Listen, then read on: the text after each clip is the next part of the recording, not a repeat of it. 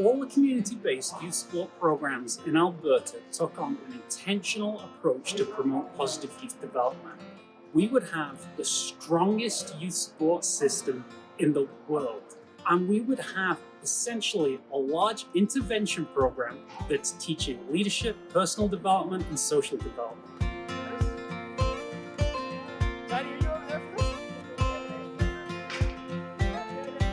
The opportunity just to kick a ball with your friends or bounce a ball or shoot a puck is so complicated. And so our job here is really to remove all the barriers. And how we do that is right after the last bell of the day at school, we're there. We're waiting for you to come out the door, get you on a bus. We bring you here to the soccer center, and you're met and surrounded here with all kinds of great mentors and coaches and youth leaders and people with that experience, not just in sport, but also in crisis intervention and mental health and nutritional literacy. So you get a full wraparound support service. There's so many ways you can set up these artificial spaces to challenge a kid to, say they get frustrated. A great example is little people really struggle to throw a ball over their head and catch it behind their back. You get frustrated really, really fast. Okay, now we can talk to you about how do you calm down when you're frustrated?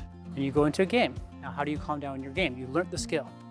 And the session ends, you have the skill from practicing it, doing it a game. Now what do you do when you go home and you go to school and you get frustrated? It's the exact same tactic. And that is the value of positive youth development through play, is the intentionality of using the sport as a pull. You can't just say that it happens through sport, because it doesn't, unless you're intentional about it. But if you're intentional about it, it's truly one of the only venues where you can have those conversations in a meaningful, productive way that it lands with a child, because everybody loves to play.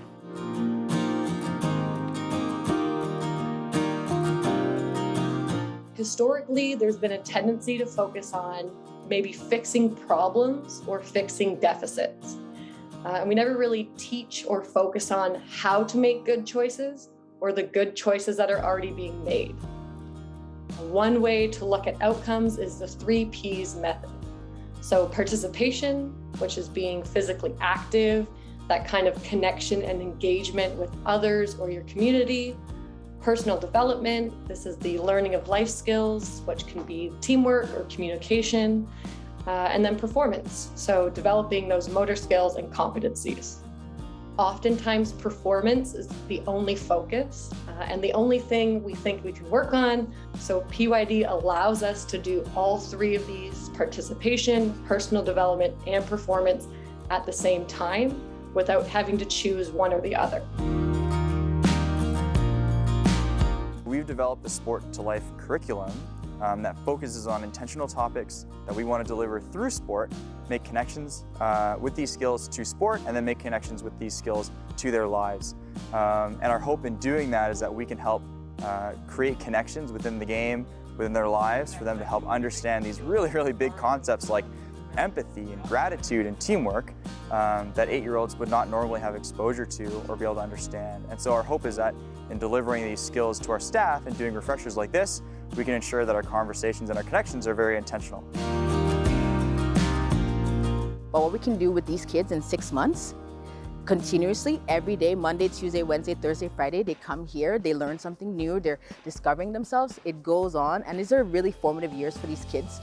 So this transcends, and it goes with them as they grow up, as they go out in their different communities and contributing. They're contributing positively because they learned this stuff here, right? At the early age, when these things were going to be exposed to them regardless. We have a large initiative called Positive Youth Developments Through Sport Network, and our objective is to link researchers and practitioners across Canada and around the world. It's not just researchers telling practitioners what to do. It's the interaction of researchers and practitioners that creates new knowledge that can benefit the field. One of the things that we're particularly interested in is the role of parents in promoting positive youth development. And we think you can teach parents emotional intelligence skills that will help them read their child's mood, know how to interpret their actions, and then know how to kind of push the right buttons at the right time. My involvement and my conversations with the parents have always been positive. First and foremost, we want to make sure they're heard. We started a parent council this year to make sure those thoughts and considerations are being validated and worked on. I think they feel more at ease to send their kids to our program when they know that we're investing so much time to help them as well.